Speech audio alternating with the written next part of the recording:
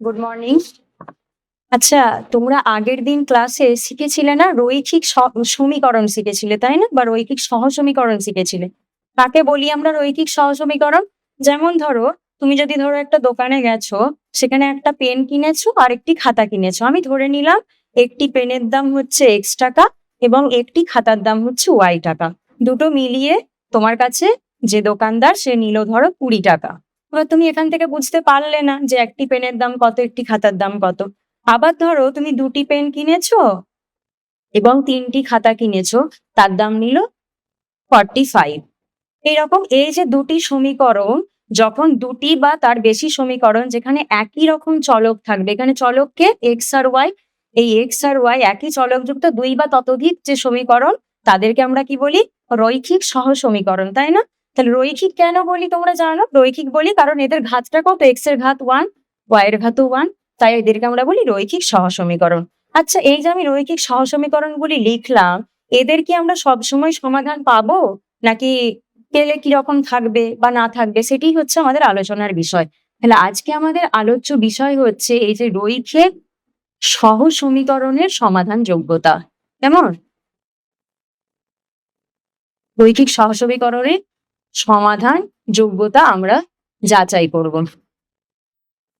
এই যে আমি দুটি সমীকরণ লিখেছি, এগুলি তোমরা জানো যে এগুলিকে যদি আমরা আঁকি গ্রাফ পেপারে, তোমরা আঁকতে শিখেছো যে এক্স এর মান ওয়াই এর মান পুট করে এখানে আমরা একটি করে আঁকলে কিরকম পাই? একটি করে দ্বিমাত্রিক তলে একটি সরল রেখা পাই, তাই না?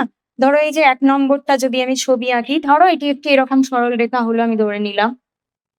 এবং 2 নম্বরটির জন্য এটিকে ধরো আমি এবি বললাম, এই সরল রেখাংশটির নাম।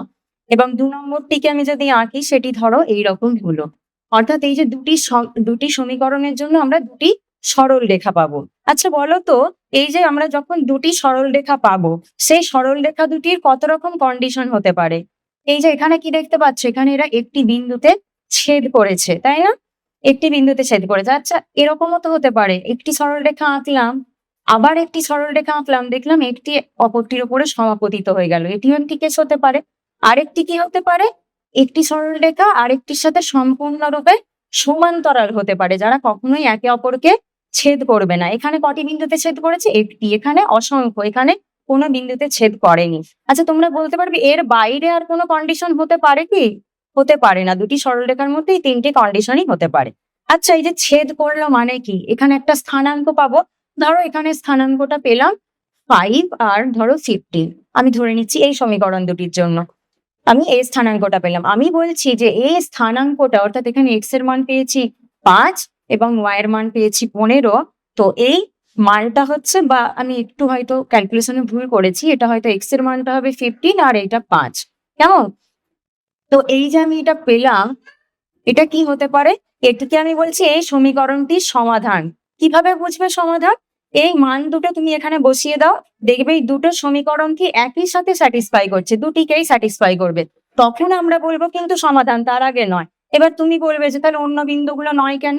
কারণ একই, তুমি অন্য বিন্দুগুলো এখানে বসাও, তুমি পাবে না, এদেরকে স্যাটিসফাই করবে না। তাহলে আমি কি বলছি, এই যে ছেদ বিন্দু, অর্থাৎ এই ছেদ বিন্দুটাই হচ্ছে এদের সমাধান, তাই না? ছেদ বিন্দু যেটা পেলাম সেটাই হচ্ছে সমাধান। তাহলে প্রথম সমীকরণে আমি কটা ছেদবিন্দু পেয়েছি? একটি মাত্র ছেদবিন্দু পেয়েছি। তাহলে এই যে রৈখিক সহসমীকরণটার কটি সমাধান থাকবে? একটি মাত্রই সমাধান থাকবে, একটি সমাধান থাকবে। আচ্ছা, এই যে আমি একটা সরল রেখা আঁকলাম, এটির ইকুয়েশন ধরে নাও এইরকম হতে পারে। ধরো আমি নিলাম X plus Y equal to 20, আবার নিলাম 2x plus 2y equal to 40। এটা যদি তোমরা গ্রাফ পেপারে আঁকো না, ঠিক এই কন্ডিশনটা পাবে, অর্থাৎ একটা আরেকটির উপর একদম সমাপতিত হয়ে যাবে। এই ক্ষেত্রে কটি ছেদবিন্দু আছে? অসংখ্য, কোটি কোটি ছেদবিন্দু আছে, তাই না? তার মানে এদের সমাধান কত? অসংখ্য সমাধান। এই সহসমীকরণটার সমাধান কেমন হবে? এদের সমাধান হবে অসংখ্য, অসংখ্য সমাধান থাকবে এদের ক্ষেত্রে। এবার এই যে আমি দুটি প্যারালাল লাইন এঁকেছি, এদের ক্ষেত্রে হতে পারে কেমন? ধরো আমি নিলাম X plus Y equal to 20, আবার নিলাম ধরো X plus Y equal to 40। এইটিকে তুমি যদি গ্রাফ পেপারে প্লট করো, তখন দেখবে দুটি সমান্তরাল সরল রেখা পাচ্ছ। এরা কাউকে কোনো বিন্দুতে ছেদ করেনি, তার মানে কি এদের কোনো সমাধান নেই, এদের হচ্ছে সমাধান নেই। এবার আমার প্রশ্ন হচ্ছে যে আমরা কি সব সময় এইভাবে ছবি এঁকে এইভাবে দেখবো? এটা তো অনেক সময় সাপেক্ষ ব্যাপার। তার জন্য আমাদের একটি প্রসেস আছে। সেই প্রসেসটা কি? আমি যদি এই ধরো রৈখিক সহসমীকরণের একটি সাধারণ আকার ধরে নিই যে a1x plus b1y equal to c1 এবং a2x plus b2y equal to c2, একটি রৈখিক সহসমীকরণ ধরে নিলাম। এখানে কি a1টা হচ্ছে প্রথম সমীকরণে x এর সহগ, b1টা প্রথম সমীকরণে y এর সহগ এবং এইভাবে। তাহলে আমি প্রথমে কি চেক করব জানো? আমরাই চেক করব a1/a2, b1/b2 এবং c1/c2, এই তিনটিকে চেক করা হচ্ছে আমাদের কাজ। এই দেখো এই প্রথম এই যে এই সমীকরণটার ক্ষেত্রে যেখানে আমাদের একটি সমাধান পেয়েছিলাম, এখানে তুমি দেখো তো এই a1/a2টা কত? এখানে 1, এখানে 2, তাহলে লিখতে পারি 1/2 a1/a2টা। আচ্ছা b1/b2 কত? 1/3, 1/3। আচ্ছা এটা কি ইকুয়াল না আনইকুয়াল? আনইকুয়াল। তাহলে আমি কি এটা বলতে পারি যে এখানে এই সমীকরণটার ক্ষেত্রে এই a1/a2 not equal to b1/b2? তাই এই কন্ডিশনটা যখন হবে, যখন আমরা দুটো সমীকরণে এই কন্ডিশনটা দেখতে পাবো, তখন আমরা বলবো এই সমীকরণটির একটি মাত্র সমাধান আছে। আচ্ছা এই সেকেন্ড সমীকরণ, এই সেকেন্ড সহ সমীকরণে এসো। এখানে a1/a2 চেক করো তো কত? 1/2। আচ্ছা এই b1/b2 চেক করো তো 1/2।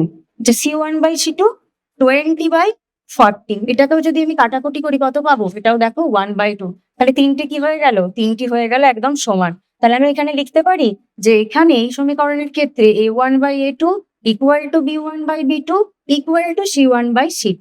তাহলে এই কন্ডিশনটা যখন স্যাটিসফাই করবে, তখন আমরা বলবো তাদের কি? তাদের অসংখ্য সমাধান আছে। কেমন? এবার তৃতীয় ক্ষেত্রে আসো। এই ক্ষেত্রে তুমি a1/a2 চেক করো, a1 হচ্ছে 1/1 বা 1 বলতে পারো, b1/b2 কত? 1/1, c1/c2 কত? 20/40, মানে হচ্ছে হাফ। তাহলে কি দেখতে পাচ্ছ? এই a1/a2টা হচ্ছে ইকুয়াল টু b1/b2 কিন্তু নট ইকুয়াল টু c1/c2। এই কন্ডিশনটা যখন হবে তখন বলবো তাদের মধ্যে কোনো সমাধান নেই। তাহলে আজকে আমাদের বিষয় এইটুকুই যে আমরা সমীকরণ দেখে যাচাই করব যে তাদের সমাধান আছে কি নেই, থাকলে কতগুলি থাকবে। তোমরা অনুশীলনীর অঙ্কগুলো দেখবে, এটুকু শিখে আসবে, সমীকরণগুলো যাচাই করবে এবং পরের দিন আমরা কিভাবে সমাধান করতে হয় সেটি শিখবো। Thank you. তোমার বলা বা সবকিছুই বেশ ভালো, যথেষ্ট ভালো, এবং তুমি ভালো রিপ্রেজেন্টও করেছো। আমার সে বিষয়ে বলার কিছু নেই, কিন্তু টাইমটা অনেকটা বেশি লাগছে। এতটা টাইম তুমি পাবে না, এইটাকে একটু মিনিমাইজ করতে হবে। হ্যাঁ, আর বাকি বলার কিছু নেই। ইকুয়েশনের ফরমেশন টরমেশন নিয়ে বেশি কিছু বলার নেই। ওখানটাই বলো না ওগুলো যে একটা দুটো পেন চারটে পেন এরকম করতে যেও না, ঠিক আছে? ডাইরেক্ট সময়টা বেশি লেগে যাচ্ছে। বাকি তোমার ওরিয়েন্টেশন ভালো। মানে স্যার আমি প্রথমেই যদি ধরে নিই যে রৈখিক সহসমীকরণ ওরা জানে, তারপরে আমি এটা থেকে শুরু করি, সমস্যা হবে না? না, সমস্যা হবে না। তুমি যেহেতু যা একটা করলে প্রিপারেশন ভালো হবে, কিন্তু তোমার টাইমের একটু ম্যাটার হয়ে যাচ্ছে, ঠিক আছে? না আদারওয়াইজ লাস্টের ফিনিশিংটা খুব সুন্দর হয়ে তোমার রিপ্রেজেন্টেশন খুবই ভালো। ঠিক আছে, আমি যেমন স্যার নার্ভাসনেসটা কি বোঝা যাচ্ছে? সাহিল জাস্ট এটাই দিল কিছুক্ষণ আগে। সাহিল শোনা যাচ্ছে তোর? তো ও এটা দিল, মানে ওর ক্ষেত্রে যে অভাবটা ফিল করেছিলাম সেই অভাবটা এখানে পূরণ হয়েছে। এক্স্যাক্টলি আমি এটাই বলতে চেয়েছিলাম যে তুমি এইভাবে করে একটু বলো। নন থেকে আননোনে চলে এলেন, নন থেকে আননোন এত সুন্দর করে, তার মানে যে এক্সাম্পল গুলো আমি চুজ করেছি সেটা আমার আগে থেকে জানা, যে আমি ওখানে ঘেটে ফেলিনি যে ওই এক্সাম্পল গুলো। একটা সমীকরণ ফিক্সড রেখেছি সব ক্ষেত্রে, তো এই দুটো তো ফরমেশন করা সহজ, এটি শুধু আমি মনে রেখেছি। ঠিক, তাহলে সেক্ষেত্রে সুবিধা হচ্ছে ওই জন্য নন থেকে আননোন করে লাস্টে দেখো একটি সমাধান, অসংখ্য সমাধান নেই, সেইগুলো কিন্তু একবার লিখেই পুরো বড় একটার মধ্যে পরিষ্কার চিত্র চলে আসলো। সেই জন্য রিপ্রেজেন্টেশনটা ভালো। আর মনে হয় খুব সম্ভবত তুমি অনলাইনেও ডেমো দিয়েছিলে। ভালো হয়নি, বাস্তব সংখ্যা দিয়েছিলাম। ও বাস্তব সংখ্যা দিয়েছিলে? না, সেই বাস্তব সংখ্যা আমার যেটা মনে পড়ছে, তুমি বলেছিলাম যে না তোমার রিপ্রেজেন্টেশন খুব ভালো বলেছিলাম। নিশ্চয়ই আমার মনে হলো যে পরপর বড় একটা ভালো। আর এরকম করে যদি ছাত্রদের ছোট হয়ে গেছে, ছোট একটু ভয়েতে হাতটা একটু কাঁপছে, ঠিক হয়ে যাবে, বাদ বাকি ঠিক আছে। ওই যেমন আরেকটা জিনিস একটু করতে পারো, সেটা হচ্ছে 1/1 এত ঠান্ডা কেউ আনো, তারপর আচ্ছা 1/1 আর 20/40, দেখো ওটা তুমি নট ইকুয়ালটা লিখে দাও। আচ্ছা আমি কি বলতে চাইছি এখানে এখানে হ্যাঁ, নটপাট হ্যাঁ, হ্যাঁ, এটা হ্যাঁ, বলছেন, হ্যাঁ। মানে ওটা নাম হচ্ছে নটিকল লিখে তো আর তার নিচে ওটা লেখে আচ্ছা আচ্ছা। তাহলে ওরা ওটাও বুঝতে পারবে সুবিধা বাকি সব খুব সুন্দর ছিল ভালো ছিল